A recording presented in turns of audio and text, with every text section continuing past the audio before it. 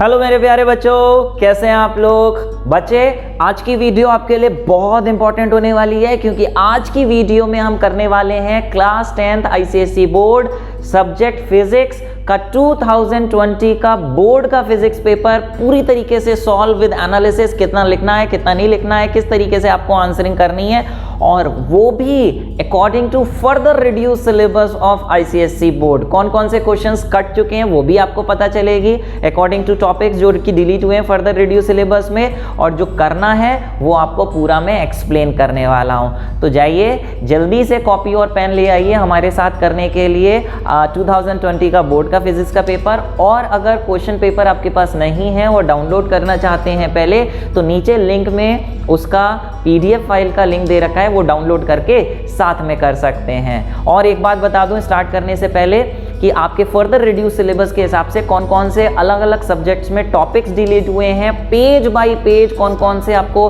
Topics नहीं करने हैं अपनी बुक से, उसके बहुत सारे वीडियोस मैंने बनाए हैं अलग अलग सब्जेक्ट के, physics, chemistry, bio, maths, history, civic, geography, जिसका लिंक ऊपर आई बटन पे प्लेलिस्ट के अंदर आपको मिलेगा, और या फिर डिस्क्रिप्शन बॉक्स में भी उसकी प्लेलिस्ट का लिंक दे रखा है। Class 10th ICSE syllabus update पे जाके आप वहां पे चेक कर सकते हैं। तो चलिए फिलहाल स्टार्ट करते हैं हम आज की वीडियो।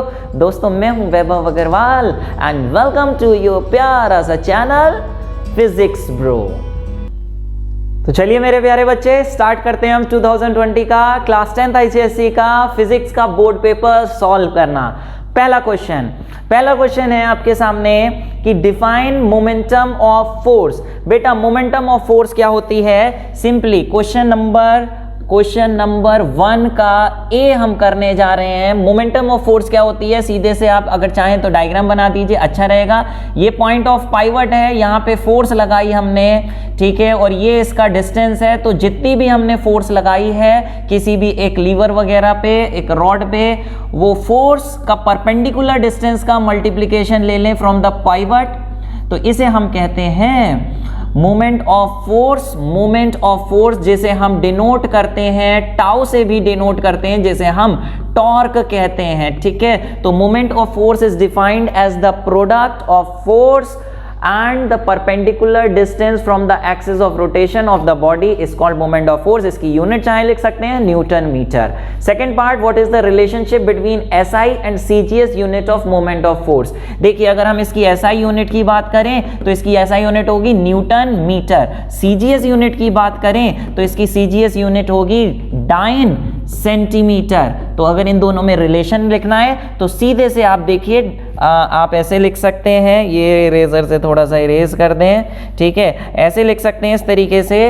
1 न्यूटन मीटर की बात करें तो इसमें कितने डाइन होते हैं? 10 to the power 5, और मीटर में 10 to the power 2, तो सीधे से हो गया 10 to the power 7 dyne centimetre, ठीक है। ये इन दोनों में रिलेशन हो गई, आपको इस तरीके से मिल गया। लेकिन ये ध्यान रखना प्यारे कि नंबरिंग करना बहुत जरूरी है। ए कर रहे थे, ए का फर्स्ट पार्ट कर रहे थे तो यहाँ फर्स्ट लिखिए, ए का सेकंड कर रहे थे तो यहाँ पर सेकंड लिखिए। नंबरिंग बहुत जरूरी है आईसीएसई बोर्ड में, ठीक है। तो मैं आपको बताता जाऊंगा क्या आंसर है, उसके साथ साथ क्या आपको बातें ध्यान रखनी है, ठीक है। नेक्स्ट क्वेश्चन आ गया आपका, ए का सेकंड पार्ट आपका आ गया है कि right the relationship between SI and CGS unit of moment of force.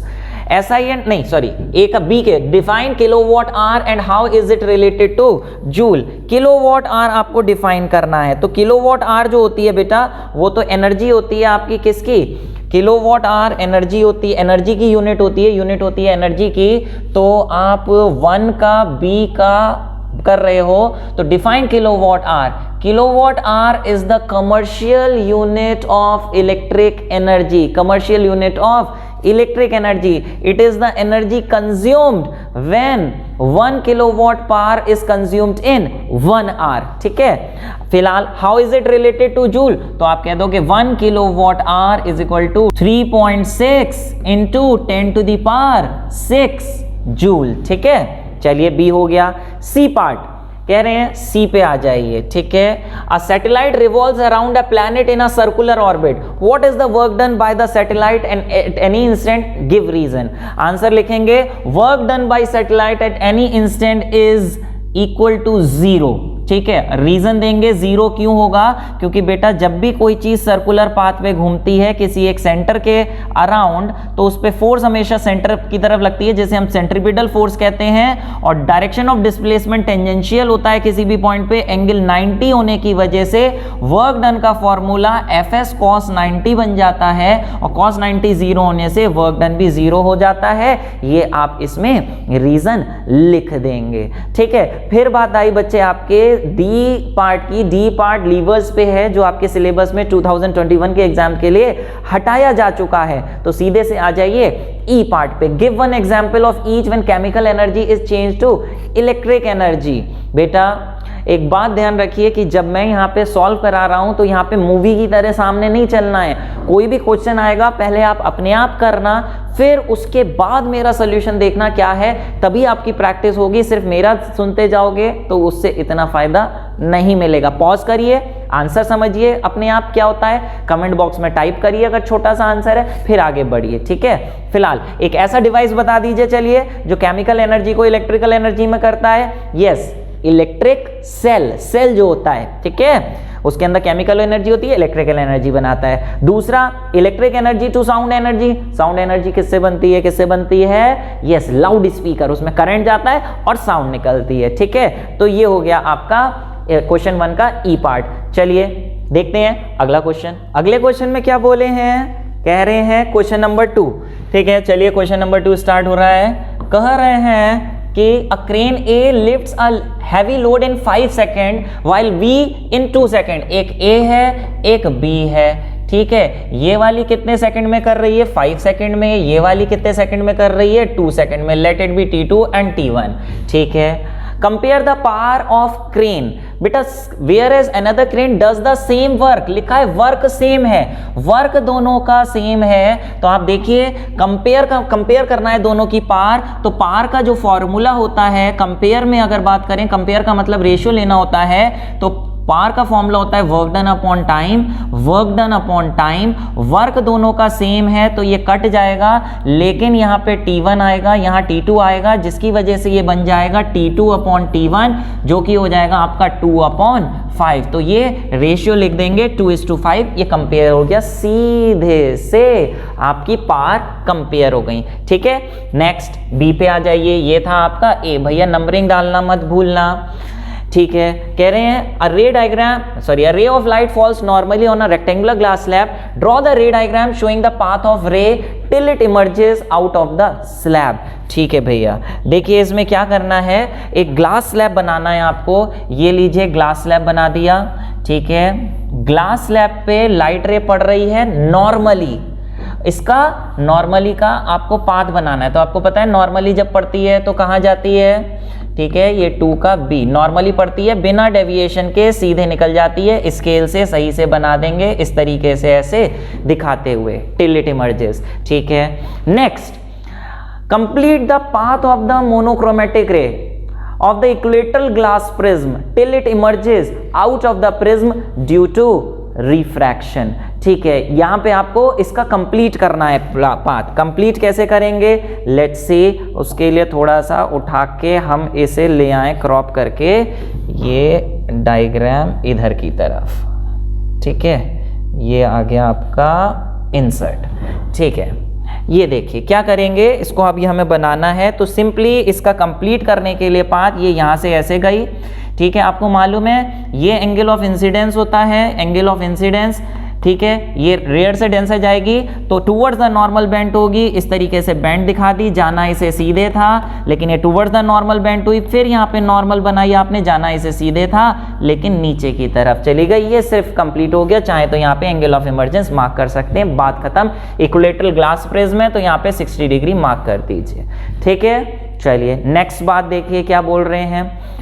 Next बात है, where should an object be place in front of convex lens in order to get an enlarged image. बेटा convex lens है, convex lens में आपको enlarge image बनाने के लिए object कहाँ रखा होना चाहिए, ऑब्वियसली एनलार्ज रियल इमेज बनानी है तो object should be capped between F and 2f, ठीक है, यहाँ पे लिख देंगे f एंड 2f। और एनलार्ज वर्चुअल इमेज कब बनती थी कॉन्वेक्स लेंस में? सिर्फ एक ही केस ऐसा है जिसमें वर्चुअल इमेज बनती है, और वो है कि जब ऑब्जेक्ट कहाँ रखा हो, जब ऑब्जेक्ट ऑप्टिकल सेंटर और फोकस के बीच में इस तरीके से ऐसे रखा होता है, ये ऑब्जेक्ट रखा होता है, तो रेज ऐसे जाती हैं और पीछे की तरफ एनलार्ज वर्चुअल इमेज यहाँ पे बनती है। तो when the object is kept between optical centre and focus. चलिए नेक्स्ट बात करिए। A pond appears to be 2.7 metre deep, ठीक है, अपीयर्स लिखा है, इतना अपीयर हो रहा है। इफ रिफ्रैक्टिव इंडेक्स इज इतना, find the actual depth. Actual depth उसने पूछी है, तो actual depth is equal to question mark. Actual depth मतलब होता है रियल डेप्थ, जबकि एपरेंट डेप्थ आपको दे रखी है कितनी? एपरेंट डेप्थ दे रखी है आपको 2.7, रिफ्रैक्टिव इंडेक्स दे रखी है 4/3। तो आपको फॉर्मूला मालूम है, 2 का हम ई कर रहे हैं, आपको फॉर्मूला मालूम है। क्या है formula? Refractive index is equal to real depth upon, real depth थोड़ा सा छोटा कर लेते हैं, real depth upon apparent depth, real depth upon apparent depth, ये 4/3। रियल डेप्थ हो गया आपका कितना?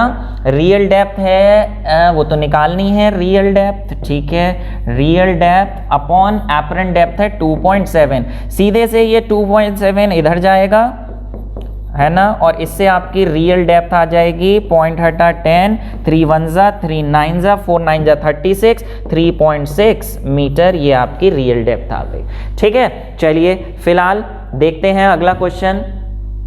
समझ में आ रहा है कि नहीं आ रहा है? बहुत थोड़ी सी स्पीड बढ़ा रहे हैं ताकि जल्दी से जल्दी ज्यादा से ज्यादा क्वेश्चंस कर सकें। Wavelengths of the light of red and blue colours are nearly this and this, ठीक है, which colour has greatest speed in vacuum? बेटा वैक्यूम में जितने भी कलर्स होते हैं, कोई भी इलेक्ट्रोमैग्नेटिक स्पेक्ट्रम की रे ले लो, सबके स्पीड सेम होती है वैक्यूम में, दैट इज 3 × 10⁸ तो 3 का आंसर आप लिख दोगे 3 के ए का all colours will have same speed. अब 3 के ए का 2 क्या लिखोगे? विच कलर हैज ग्रेटेस्ट स्पीड।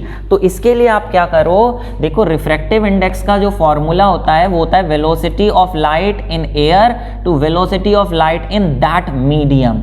ठीक है, ग्लास में पूछ रहे हैं तो यहाँ पे मीडियम में हम लोग ग्लास लिखेंगे, ठीक है, ये मिट जा भैया, ना मिटेगा, ये मीडियम में हम लोग ग्लास लिखेंगे यहाँ पे, तो ये हो जाएगा आपका ये। तो ये पूछ रहे हैं velocity of light in glass, क्या फॉर्मूला अगर देखें तो वो हो जाएगा velocity of light in air upon refractive index. Air कह लो चाहे वैक्यूम कह लो, एक ही बात है। तो आप देख पा रहे हैं velocity is inversely proportional to refractive index. आपको मालूम है किस कलर के लिए रिफ्रैक्टिव इंडेक्स सबसे ज्यादा होती है, जो सबसे ज्यादा बेंड करता है। वायलेट के लिए सबसे ज्यादा बेंडिंग होती है, तो उसके लिए ग्लास की रिफ्रैक्टिव इंडेक्स सबसे ज्यादा होती है, रेड की सबसे कम होती है। Which implies that velocity of light in glass की बात करें, वेलोसिटी की बात करें, तो वायलेट की इनवर्सली प्रोपोर्शनल है, जिसकी रिफ्रैक्टिव इंडेक्स उसकी वेलोसिटी कम हो जाएगी। तो वेलोसिटी जो है किसकी सबसे ज्यादा होगी? जिसकी रिफ्रैक्टिव इंडेक्स सबसे कम है। तो विच colour has greatest speed in glass? आप कह दोगे, सीधे से आंसर लिख दोगे रेड। मैंने समझाया लेकिन यहां समझाने की जरूरत नहीं है, जितना पूछा है कट टू कट उतना ही लिखना है, रीजन पूछा है सिर्फ तब ही लिखना है। ठीक है, चलिए फिलहाल draw a graph between displacement and mean position for a time for a body executing free vibrations। तो सिंपली बेटा यहाँ पे 3 का b, सिंपली आप क्या करेंगे, इस तरीके से इधर की तरफ डिस्टेंस लेंगे, इधर की तरफ डिस्प्लेसमेंट लेंगे, और क्या करना है, mean position and time graph. इधर की तरफ टाइम लेना है भैया, टाइम लेना है, टाइम, ठीक है, इधर की तरफ टाइम लेंगे, इधर की तरफ डिस्प्लेसमेंट लेंगे, और फ्री वाइब्रेशंस के लिए बनाना है तो सिंपली ऐसे, जिसका एम्पलीट्यूड कांस्टेंट रहता है, बस ऐसा बना के आ जाएंगे। नेक्स्ट 2 नंबर्स आपकी झोली में, ठीक है, मार्किंग जरूर करनी है ऐसे करके, ठीक है, okay. A sound travelling in a water has wavelength 0.4 metre. जो वो बोल रहे हैं वो लिखते जाते हैं, सी 3 का C, wavelength 0.4 metre. Is this audible in air और नॉट? जबकि वेलोसिटी दे रखी है, sound travelling in water, water में वेवलेंथ ये है और वाटर में जो वेलोसिटी है वो इतनी है। कह रहे हैं ऑडिबल होगी या नहीं होगी, उसके लिए हमें पहले फ्रीक्वेंसी निकालनी पड़ेगी, तभी बता पाएंगे। v इज इक्वल टू क्या फॉर्मूला होता है, एफ लैम्डा। वेलोसिटी हो गई आपकी 1400 और F से आप निकाल लोगे इस तरीके से, F is equal to 1400 upon 0.4 into ये लगा और 2 टू 7000 और ये आ जाएगी आपकी 2 टू और ये हो गई आपकी 3500 हर्ट्ज। आपको मालूम है ऑडिबल रेंज की फ्रीक्वेंसी होती है 20 टू 20,000 हर्ट्ज, क्योंकि ये फ्रीक्वेंसी 20 से 20,000 हर्ट्ज के बीच में है, इसलिए इट विल बी ऑडिबल। ऐसे करके दिखाना पड़ेगा, 2 नंबर मिलेंगे। ठीक है, चलिए नेक्स्ट क्वेश्चन पे आइए। Why does a stone lying in sun heated up much more than water lying from same duration of time? अगर पानी रखा है और स्टोन रखा है तो स्टोन जल्दी गर्म हो जाता है। क्यों गर्म हो जाता है? आपको मालूम है, आपने पढ़ी है, वाटर की स्पेसिफिक हीट कैपेसिटी ज्यादा होती है, so it takes large amount of heat to increase its temperature, तो उसका टेम्परेचर इतनी जल्दी नहीं बढ़ता। लेकिन स्टोन की स्पेसिफिक हीट कैपेसिटी कम होने से थोड़ी सी हीट पड़ने पर उसका टेम्परेचर बढ़ जाता है, और ऐसे ही आप लिख आएंगे। ठीक है, चलिए ई देखिए। Why is it not advisable to use a piece of copper wire as a fuse wire? भैया फ्यूज वायर के लिए प्रॉपर्टीज होनी चाहिए वायर की कि मेल्टिंग पॉइंट लो हो और रेजिस्टेंस हाई हो। भैया कॉपर का तो रेजिस्टेंस लो होता है, इसलिए इसको यूज ही नहीं कर सकते। तो आप लिख देंगे since copper wire has low resistance and high melting point, that's why it cannot be used in fuse wire। 2 points। चलिए फिलहाल आगे बढ़िए।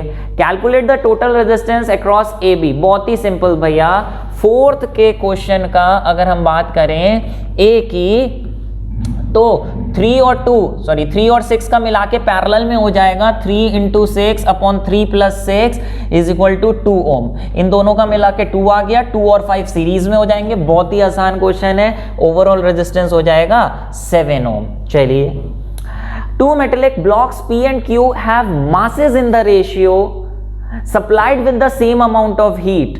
कह रहे हैं 2 ब्लॉक्स हैं P and Q, ठीक है, लिख लिया। मासेस इन द रेशियो, पहले का मास है M तो दूसरे का मास है, पहले का 2M है तो दूसरे का M है। 2:1 के रेशियो में मासेस दे रखे हैं। Supplied same amount of heat, दोनों को हीट सेम दे रहे हैं। ये लीजिए Q1 is equal to Q2। Temperature rises by same degree, same degree से टेम्परेचर बढ़ रहा है। जो इसका टेम्परेचर बढ़ा डेल्टा टी, वही डेल्टा टी इसका भी बढ़ा। तो कह रहे हैं कि स्पेसिफिक हीट्स को कंपेयर करिए, यानी रेशियो निकालिए C1:C2 का। कैसे निकालें? सिंपली हीट दे रखी है ना, इक्वल है। क्या करेंगे? सिंपली फॉर्मूला डाल दीजिए, MC डेल्टा टी इधर भी, MC डेल्टा टी इधर भी, यहाँ पे M1 M2 C1 delta T1 C2 delta T2। लेकिन आप ये देखिए डेल्टा टी सेम है, कट जाएगा। ठीक है, मासेस यहाँ पे लिख देंगे 2M, जबकि यहाँ पे M into C1 into C2। M से M कट गया तो C1 अपॉन C2, ये चीज इधर आई, ये चीज इधर गई, 1/2 यानी 1:2 सिंपली इसका आंसर हो जाएगा। बात समझ पा रहे हैं कि नहीं समझ पा रहे हैं? देखिए कितने आसान है, 2 नंबर में अगर इतने नंबर मिल रहे हैं तो इससे अच्छी क्या बात हो सकती है। लेकिन आपके कंसेप्ट्स क्लियर होने चाहिए। फिलहाल चलिए सी वाला क्वेश्चन, 4th का सी आपका मैग्नेटिक फील्ड से जो चैप्टर हटाया जा चुका है। क्वेश्चन नंबर डी पे आ जाइए, 4th का डी। क्या कह रहे हैं? कह रहे हैं न्यूक्लियस एक्स है न्यूक्लियस, जिसका एटॉमिक नंबर आपका ये क्या आ गया भैया, जाओ, हाँ 84 और 202। ठीक है, एमिट्स एन अल्फा पार्टिकल, ये एक अल्फा पार्टिकल एमिट कर रहा है। ये लीजिए अल्फा पार्टिकल एमिट करा दिया, जिसका एटॉमिक नंबर मास नंबर आपको पता होना चाहिए 24 होता है। फॉलोड बाय बीटा पार्टिकल, अच्छा 2 बन रहे हैं, पहले अल्फा फिर बीटा। तो बेटा पहले इससे अल्फा पार्टिकल डिके होगा, यहाँ लिख दे रहे हैं अल्फा डिके। तो आपको मालूम है अल्फा डिके होने से जो नया एलिमेंट बनेगा, लेट इट बी P, तो उसका एटॉमिक नंबर 2 कम हो जाता है, जबकि मास नंबर 4 कम हो जाता है। कितना? 4 कम हो जाता है, तो 198 हो जाएगा। और फिर बीटा डिके हुआ, बीटा डिके में आपको मालूम होना चाहिए एटॉमिक नंबर 1 बढ़ जाता है, जिसकी वजह से 83 हो जाएगा। मास नंबर पे कोई फर्क नहीं पड़ता, वो 198 रहेगा। तो जो फाइनल एलिमेंट बना है वो Y बना है। तो कह रहे हैं A और B की वैल्यू बताइए, तो सिंपली ये A हो गया और ये B हो गया। बात समझे कि नहीं समझे? ये लिख आएंगे A और B, 2 नंबर आपकी झोली में। अरे वाह। ठीक है भैया, आईसीएसई के पेपर से, बोर्ड के पेपर से सबसे आसान मुझे कोई बोर्ड का पेपर नहीं लगता। बहुत ही ऑब्जेक्टिव क्वेश्चंस होते हैं, बहुत थ्योरी तो इसमें पूछते ही नहीं है, लेकिन फिर भी बच्चे नंबर कम लाते हैं सही से तैयारी ना होने की वजह से। तो भैया बार बार रिवाइज करिए, तभी अच्छे नंबर एक्सपेक्ट कर सकते हैं। ई क्वेश्चन काट देंगे, मैग्नेटिक फील्ड से रिलेटेड है। ये आपका सेक्शन 1 खत्म हो गया। इसके बाद हम स्टार्ट करेंगे सेक्शन 2। तो मेरे प्यारे बच्चे आ जाइए सेक्शन 2 पे, लेकिन साथ साथ में कमेंट बॉक्स में कुछ कुछ टाइप करते जाइए कि समझ में आ रहा है कि नहीं आ रहा है, ताकि इसी तरीके की वीडियोस मैं जल्दी से जल्दी आपके लिए लाऊं, आपके कमेंट्स पढ़ के। ठीक है, काम की है वीडियो या नहीं है, मुझे टाइप करके ज़रूर बताइए। नेक्स्ट क्वेश्चन नंबर 5 आ गया सेक्शन 2 में। बेटा इसमें टोटल 4 क्वेश्चंस करने हैं 5 में से आपको।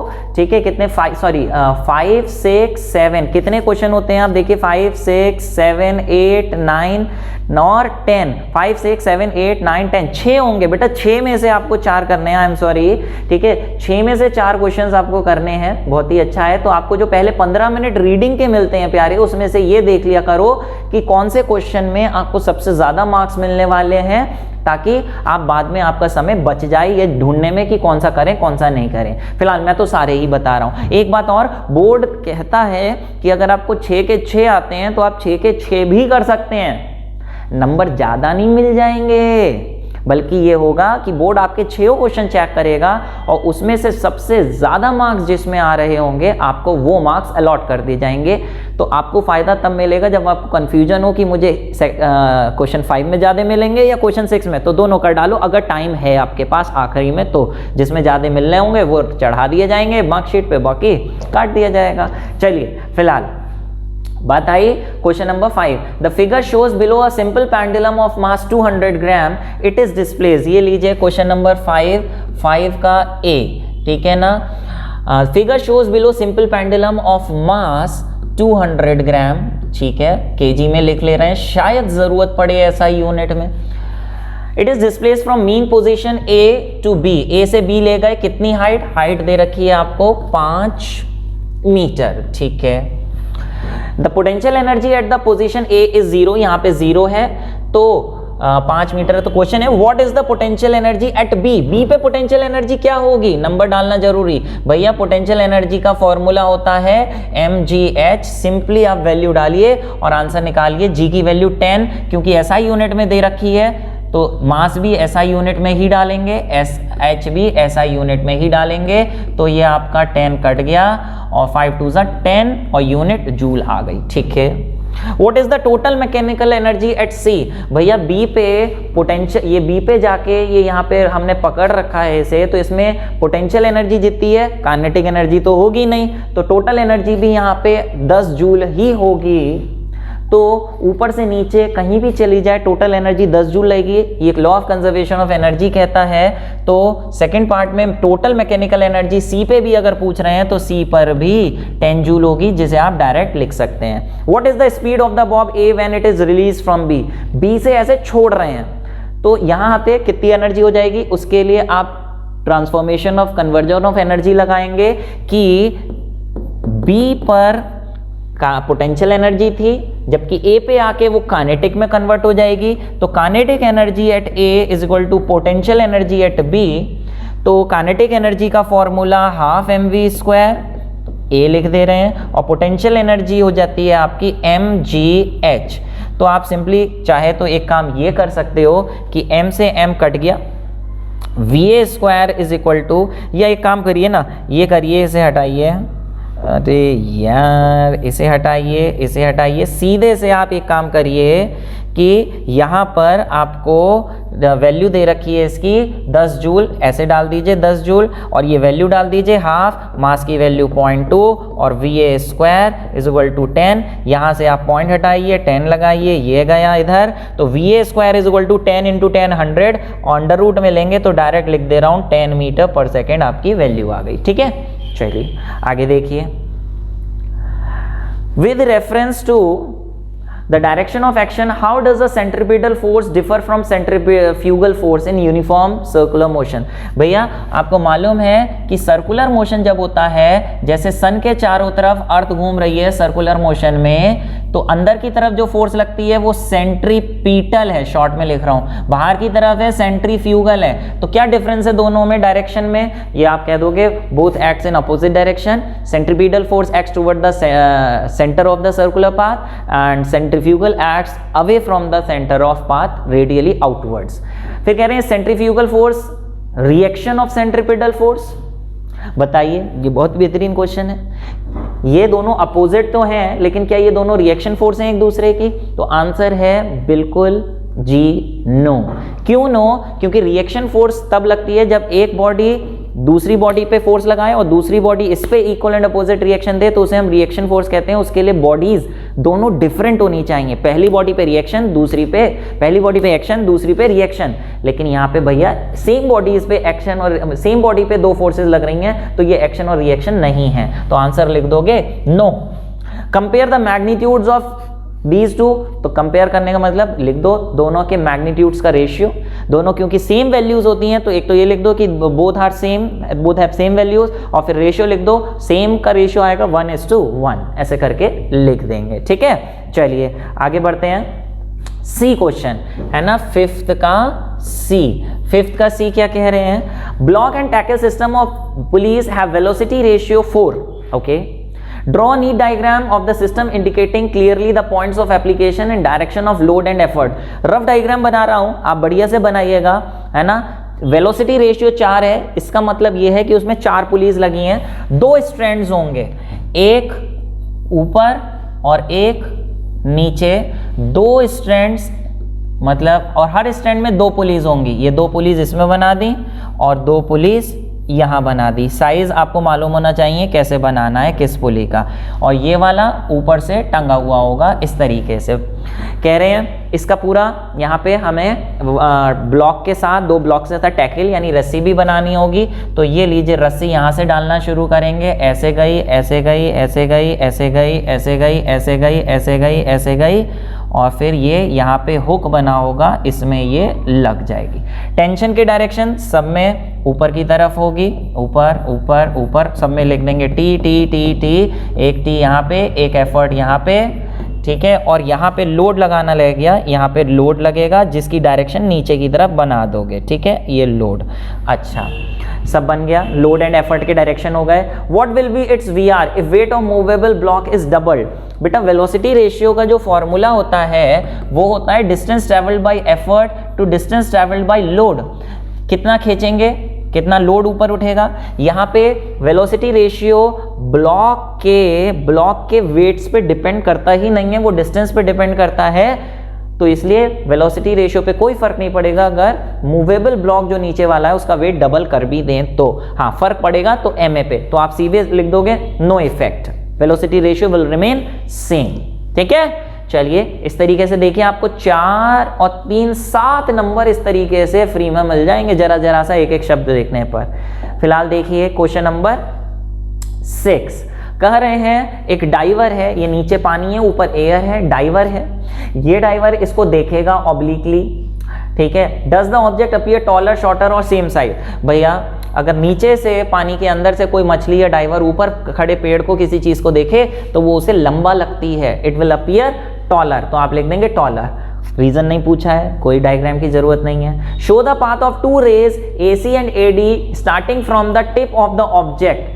AC एंड AD, अरे डायग्राम तो बनाना पड़ेगा टूवर्ड्स द डाइवर, ठीक है। तो चलिए इसको बड़ा करके आपको बनाना पड़ेगा, तो मैं इसको यहाँ से पकड़ के खींच के लाता हूँ। ये डायग्राम आपको बनाना है, ये डायग्राम, ये हुआ आपका इंसर्ट, ठीक है। ये आप बनाएंगे कैसे, देखिए ये यहाँ पे आपको डायग्राम बनाने के लिए ये इसको फाइनली आगे फॉरवर्ड प्रोड्यूस करना है। तो आपको मालूम है बेटा कि नॉर्मल बनाइए, है ना। ये दोनों रेज जब एयर से वाटर जाएंगी तो सीधे जाने की बजाय टूवर्ड्स द नॉर्मल बेंट होंगी, ये सीधे जाने की बजाय टूवर्ड्स द नॉर्मल बेंट होगी, तो सीधे की बजाय थोड़ा इधर ये बना दीजिए, ऐसे ही थोड़ा इधर ये बना दीजिए। जाना इसे सीधे था टूवर्ड्स द नॉर्मल बेंट हो गई, यहाँ पे एरो बनाइए सिंपली, ये बन गया। Hence obtain the image, image बनाने के लिए दो रेस फैल रही हैं तो आगे तो मीट करेंगी नहीं, तो इसे बैकवर्ड मीट कराइए। बैकवर्ड मैं रफली बना रहा हूँ, आप सही से स्केल से बनाना, ठीक है। थोड़ा लीजिए, सही सही बना दूँ, कहोगे कि सर की क्या ड्राइंग है, ठीक है, फिर भी वैसे ही आया। ये ऐसे बना दोगे, ये यहाँ पे इस तरीके से आप देखिए बड़ी इमेज बन जाएगी। बैकवर्ड प्रोड्यूस करेंगे, यहाँ बड़ी मैग्नीफाइड इमेज बन गई, जो हमने फर्स्ट पार्ट में लिखा था। Show the path of two rays, ये हो गया, इमेज बन गई। चलिए सिंपल कितने आपको मिल गए, 3 नंबर आपको मिल गए दोनों पार्ट्स के। B part, complete the path of the ray A B, है ना, through the glass prism till it emerges out of the prism, critical angle is 42 degree. चलिए ये भी देख लेते हैं। इसके लिए फिर से इधर से उठाना पड़ेगा, ये लीजिए, इधर से उठा के ले आते हैं, ये पकड़ा हमने ये, और ये आया भाईजान पकड़ में, ठीक है। ये लीजिए इंसर्ट हो गई, ये हमने यहाँ पे इसको थोड़ा सा मैग्नीफाई करेंगे तो बढ़िया बनेगा। चलिए ठीक है, अभी यहाँ पे बनाना है हमें इसका कंप्लीट पाथ ए से बी के आगे। तो ये लीजिए, ए से बी 90 डिग्री पे पड़ी है, तो यहाँ से तो यहाँ सीधी ही जाएगी, लेकिन जब ये यहाँ पड़ेगी तो बाहर निकलेगी या अंदर, उसके लिए हमें एंगल ऑफ इंसिडेंस बनाना पड़ेगा। ये एंगल अगर क्रिटिकल एंगल से ज़्यादा हुआ तो अंदर ही चली जाएगी, कम हुआ तो बाहर निकल जाएगी। तो ये एंगल कैसे निकालें, ये 30 है, ये 90 है, तो ये होगा 60, और ये जितना है इतना, ये भी इतना ही होगा, 60 है 30 है, 60 निकाल लेंगे। थोड़ा दिमाग चलाना, अरे ये तो 42 से ज़्यादा है, अरे 42 से ज़्यादा है तो TIR टोटल इंटरनल रिफ्लेक्शन ये बाहर नहीं जा पाएगी, अंदर ही अंदर जाएगी। कितना एंगल 60 है, तो ऐसे मत बना देना, अरे 60 डिग्री है तो 60 डिग्री से ही जाएगी, ये तो 30 बना सिर्फ, तो आप क्या करोगे, ये 60 डिग्री से ऐसे बनाओगे, 60 डिग्री यहाँ मार्क करोगे, बुक में डायग्राम बना हुआ है, फिर यहाँ पे फिर नॉर्मल बनाओगे, ये एंगल निकालोगे, ये 30 निकलेगा, अरे ये तो 42 से कम है, तो बेचारी बाहर चली जाएगी, ग्लास से एयर, वो भी away from normal, away from normal ऐसे दिखा देंगे, और आपको मार्क्स मिल गए पूरे आपके झोली में 3 नंबर, ये सिर्फ इतनी मार्किंग करने पर। तो नॉलेज होनी चाहिए, डीप नॉलेज है, जरा सी चीजों पे 2-2, 3-3 नंबर मिलते हैं, ठीक है। चलिए फिलहाल देखते हैं अगला question. A lens of focal length 20 centimetre forms an inverted image, numerical आ गया है। लेंस है, फोकल लेंथ 20 सेंटीमीटर का, इन्वर्टेड इमेज बना रहा है, तो ऑब्वियस सी बात है कि वो कॉन्वेक्स लेंस ही रहा होगा, क्योंकि इन्वर्टेड इमेज कॉन्वेक्स लेंस में बनती है, जिसकी फोकल लेंथ दे रखी है आपको 20 सेंटीमीटर। डिस्टेंस बना रहा है 60 सेंटीमीटर पे, यानी इमेज डिस्टेंस है 60 सेंटीमीटर। अब आपको पता होनी चाहिए, इन्वर्टेड इमेज हमेशा ऑप्टिकल सेंटर के राइट में बनती है, तो इमेज डिस्टेंस प्लस में होगा, फोकल लेंथ तो प्लस में होती है कॉन्वेक्स की। Identify the lens, convex lens. How far is the lens present in front of object, यानी क्या पूछा है, लेंस ऑब्जेक्ट से कितना दूर है, यानी क्या पूछा है, u। सिंपली निकाल लो, 1/f is equal to 1/v minus 1/u से। बहुत ही सिंपल है, आपको पता है, ये आप निकाल लेंगे वैल्यूज डाल के। फिर उसके बाद मैग्निफिकेशन पूछी है, ये आपका सेकेंड पार्ट हो गया, फर्स्ट पार्ट डालना।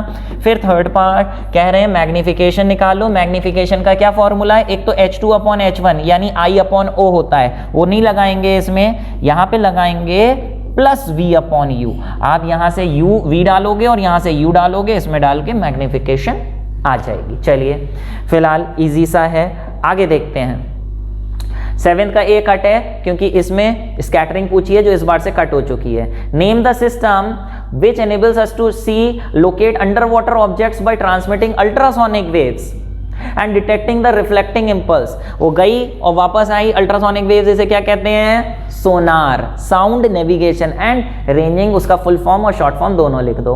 What are acoustically measurable quantities related to pitch and loudness. Pitch किस पे डिपेंड करती है, लाउडनेस किस पे डिपेंड करती है। पिच से आप क्या निकालते हैं, पिच से आप फ्रीक्वेंसी बताते हैं, पिच डिपेंड्स ऑन फ्रीक्वेंसी, जबकि loudness depends on amplitude of the wave. ये आपको 2 बातें यहां लिख देनी है, इतना सा लिखने पर 3 नंबर आपके हाथ में। Next, what are tuning fork, when a tuning fork is held close to ear one hears a faint sound. Tuning fork आवाज करता है, फेंट साउंड आएगी, लेकिन उसी ट्यूनिंग फॉर्क को अगर हाथ से पकड़ के उसकी जो स्टेम है, stem is in contact with table, vibrate कर रहा है और टेबल पे टच करा दें, ऐसी आवाज आने लगेगी, आवाज बढ़ जाएगी। पूछ रहे हैं क्यों, एक्सप्लेन। तो आप सिंपली कहोगे कि जो भी साउंड आती है उसकी जो इंटेंसिटी, उसकी जो लाउडनेस है, loudness depends on surface area of the vibrating object. पहले ट्यूनिंग फॉर्क वाइब्रेट कर रहा था, ट्यूनिंग फॉर्क जब वाइब्रेट कर रहा था भैया तो उसका सरफेस एरिया बहुत कम होता है, तो इसलिए फेंट साउंड आती है।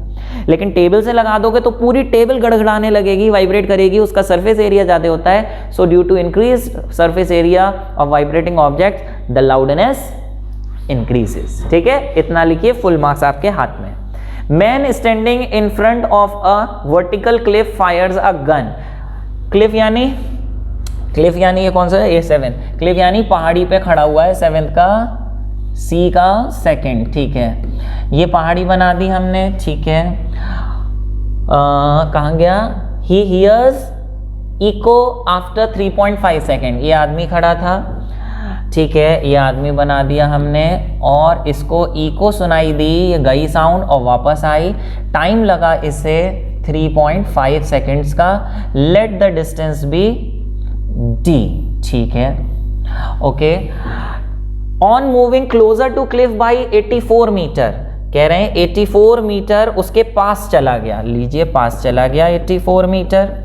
84 metre on moving close to cliff by 84 metre, the echo takes 3 second. Echo को लगता है अब 3 सेकेंड, ये गई और जाके वापस आई, इसको लगा आपकी बार 3 सेकेंड। बेटा टाइम तो 3 सेकेंड लगा, नया डिस्टेंस कितना हो जाएगा, पहले d था, अब नया डिस्टेंस जो है वो d - 84 हो जाएगा, d - 84 नया डिस्टेंस। ठीक है, calculate the distance of the Cliff from the initial position. ये d निकालना है कि इनिशियल पोजीशन से कितना डिस्टेंस था। तो एको के लिए आपको फॉर्मूला मालूम है, एको का फॉर्मूला होता है velocity is equal to distance upon time. जाने का और आने का डिस्टेंस हो गया यहाँ पे 2d अपॉन t। t कितना है, t है आपका 3.5, जबकि यहाँ पे वेलोसिटी हो गई 2d dash. 2d dash, d dash की जगह क्या लिख देंगे, d - 84। और आपकी टाइम कितना लगा, 2d अपॉन t करेंगे तो 3। वेलोसिटी सेम रहेगी क्योंकि मीडियम वही है, साउंड वही है। तो ये दो इक्वेशंस आएंगी, इन दोनों को आप सिंपली इक्वेट कर देंगे, this is equal to this, उससे d निकल आएगा जो आपसे पूछा गया था।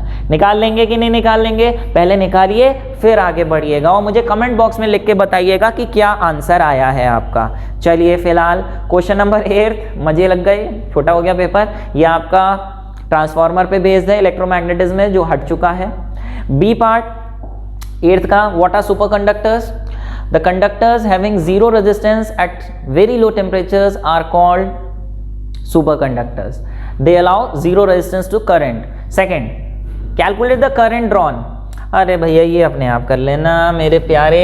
8th का B का सेकंड, ठीक है, कह रहे हैं करंट ड्रॉन बताइए कितना होगा, जबकि पार आपको दे रखी है 110, है ना। वॉट किसकी यूनिट होती है, पार की, और वोल्टेज दे रखा है आपको 220। बहुत सिंपल, बताओ इन तीनों के बीच क्या फॉर्मूला होता है। जी हाँ, क्या फॉर्मूला, P = VI से आप I निकाल लीजिए। Name the resistance whose resistance decreases with increase in temperature.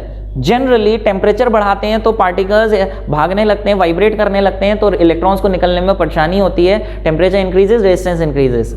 लेकिन एक ऐसा आपको मटेरियल बताना है टेम्परेचर बढ़ाने से रेजिस्टेंस कम हो जाए। किसका होता है, सेमीकंडक्टर्स का। तो सेमीकंडक्टर मत लिख के आना, एग्जाम्पल लिखना है, नेम अ सब्सटेंस। तो कोई सेमीकंडक्टर का एग्जाम्पल लिख दो, कौन सा, सिलिकॉन लिख दो या फिर जर्मेनियम। ठीक है, चलिए नेक्स्ट कह रहे हैं C, 8th का C।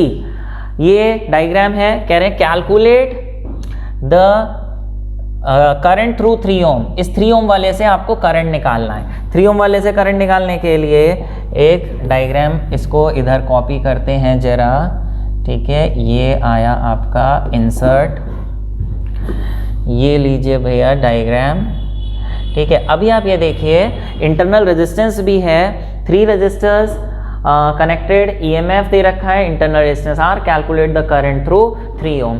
तो आप ये देखिए भैया, ये करंट जो जा रहा है आपका 0.3 एम्पियर, ये 2 पार्ट्स में डिवाइड हो जाएगा।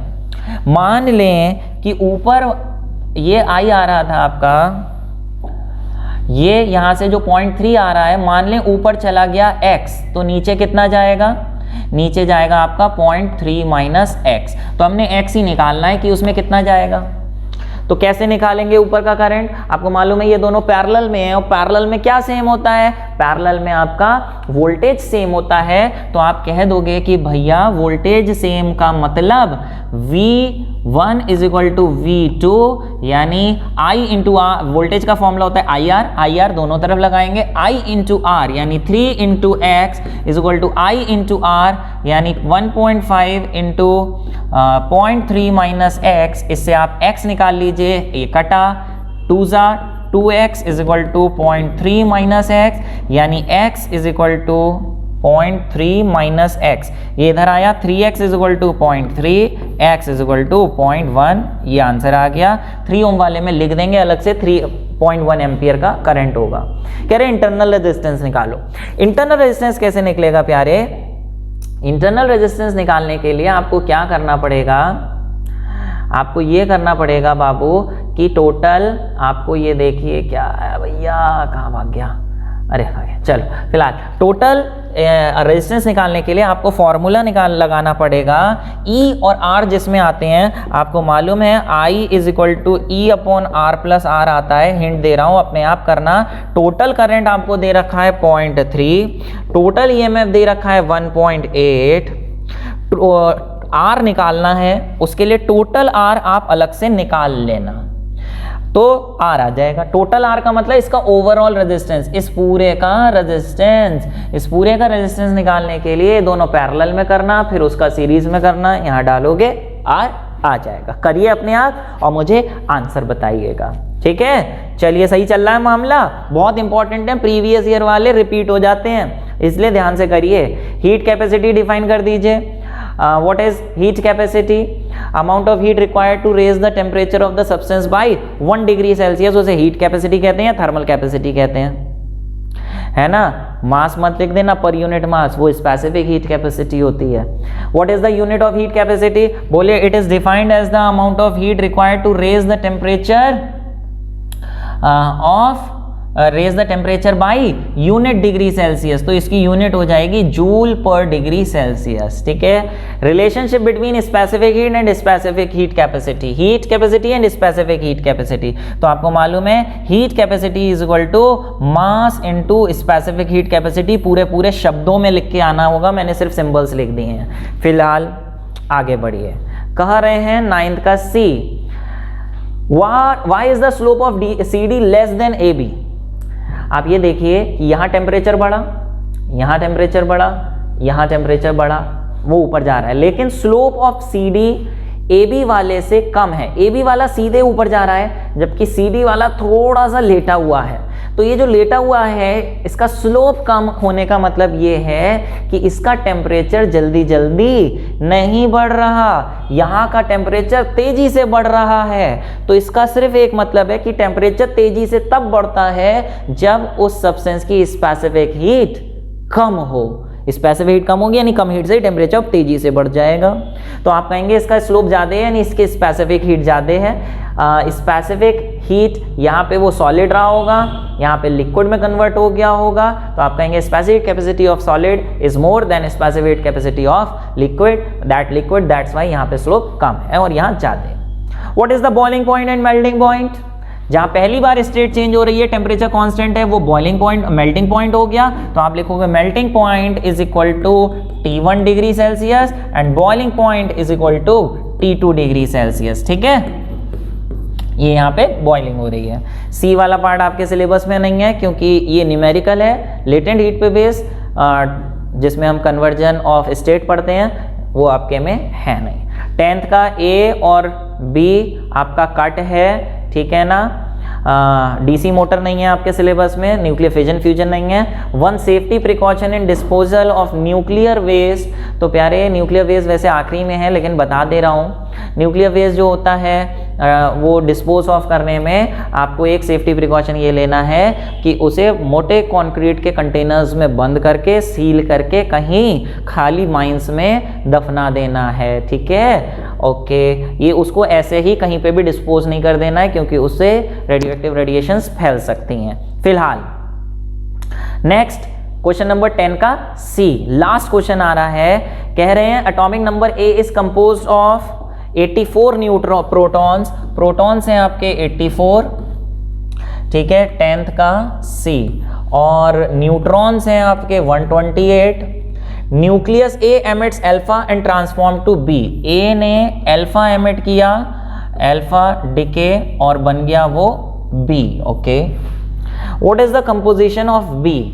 तो ए में भैया प्रोटॉन्स थे 84, अगर न्यूट्रॉन्स 128 हैं तो इसका एटॉमिक मास नंबर निकालने के लिए इसे ऐड कर दो तो मास नंबर हो जाएगा 2, 9 और 2 11 का 1 212। और बीटा डिके जब होता है तो एटॉमिक नंबर बढ़ जाता है, मास नंबर वही रहता है। तो कंपोजिशन बतानी है तो कंपोजिशन बताने के लिए आप ये कर सकते हो कि नंबर ऑफ प्रोटॉन्स तो इसमें होंगे 85 और न्यूट्रॉन्स कितने होंगे बी में वो निकालने के लिए 213, mass number minus atomic number कर दो तो ये न्यूट्रॉन्स आ जाएंगे। अगर उसने न्यूक्लियर कंपोजिशन पूछी है, कंपोजिशन ऑफ बी, इसका मतलब न्यूक्लियस के अंदर प्रोटॉन और न्यूट्रॉन होते हैं, कितने कितने होते हैं वो आपको बताना है और ऐसे बता दोगे। सी का second, nucleus of B emits beta and is transform to C. बेटा मैंने एक यहाँ पे गड़बड़ कर दी, थोड़ा सा करेक्शन कर लो, करेक्शन कर लो। पहले अल्फा डिके हुआ था और मैंने बीटा डिके का कर दिया बेटा आपको, है ना, बीटा डिके का कर दिया, तो इसे सही करिए, सही करिए। यहाँ पे अल्फा डिके से बी बना है तो अल्फा डिके में तो भैया एटॉमिक नंबर 4 कम हो जाता है, एटॉमिक नंबर 2 कम हो जाता है और मास नंबर 4 कम हो जाता है ना। तो ये आपका हो जाएगा 212 से 208, ठीक है। तो इसकी न्यूक्लियर कंपोजिशन, प्रोटॉन होंगे इसमें 82 जबकि न्यूट्रॉन्स होंगे 208 माइनस 82 जो भी आएगा। फिर अब इसमें से बीटा डिके हुआ तो सी बन गया, बी में से बीटा डिके हुआ आपकी बार तो सी बन गया। बी था 82 208, उससे बीटा डिके होने से एटॉमिक नंबर 1 बढ़ जाता है, मास नंबर वही रहता है। फिर इसकी आप कंपोजिशन बता दो कि इसमें प्रोटॉन्स कितने हैं और न्यूट्रॉन्स कितने हैं अपने आप। मास नंबर ऑफ ए बता दोगे। Composition of C change if it changes to gamma, if it emits gamma. बेटा गामा का एटॉमिक नंबर मास नंबर 00 होता है, उसके एमिट होने से न्यूक्लियर कंपोजिशन पे कोई फर्क नहीं पड़ता, यानी एटॉमिक नंबर और मास नंबर सेम रहता है, ठीक है। तो प्यारे इस तरीके से ये लास्ट आखिरी क्वेश्चन था, ऊपर नहीं जा रहा है, 10 क्वेश्चन होते हैं। ये मैंने आपका पूरा सॉल्व कराया है, उम्मीद है कि आपके बहुत काम करा होगा भैया, उम्मीद हो ना हो ये है ही बहुत काम का अगर आप इसे पूरा सही से कर रहे हो, क्योंकि एग्जाम में आपके होम एग्जामिनेशन में भी इसमें से कई क्वेश्चन फंसेंगे ही फंसेंगे। स्कूल के टीचर्स प्रीवियस ईयर क्वेश्चन को प्रेफर करते हैं उसमें से क्वेश्चन देने में, और कई बार बोर्ड्स में भी रिपीट होने के चांसेस रहते हैं। मोर इम्पॉर्टेंटली आपको एक दिमाग में आइडिया बैठता है कि बोर्ड किस तरीके के, किस लेवल के, किस तरीके के क्वेश्चन पूछता है, ताकि आपको प्रिपरेशन करने में आसानी हो। तो हर तरीके से प्रीवियस ईयर क्वेश्चन पेपर्स बहुत इंपॉर्टेंट होते हैं। तो अगर ये आपके काम का रहा है, कमेंट बॉक्स में थोड़ा सा बताइए क्या काम का रहा। आगे अगर इसी तरीके के आप दूसरे वीडियोस चाहते हैं, दूसरे केमिस्ट्री के या फिर और इससे पीछे वाले ईयर्स के लिए, तो मुझे कमेंट बॉक्स में टाइप करके बताइए। बेस्ट क्वेश्चन आपको कौन सा लगा इसमें वो टाइप करके बताइए। फिलहाल बेटा मिलेंगे इसी तरीके से किसी दूसरे लेक्चर में। अगर सब्सक्राइब नहीं किए हो तो सब्सक्राइब कर लो, शेयर नहीं किए हो तो फ्रेंड्स से शेयर जरूर कर लो, हमें भी थोड़ा सा सपोर्ट मिलेगा। चलिए फिलहाल मेहनत करते रहिए, stay happy, stay healthy and stay blessed. मिलेंगे इसी तरीके से दूसरे लेक्चर में। जब तक के लिए आपको आपके एग्जाम्स के लिए ऑल द बेस्ट।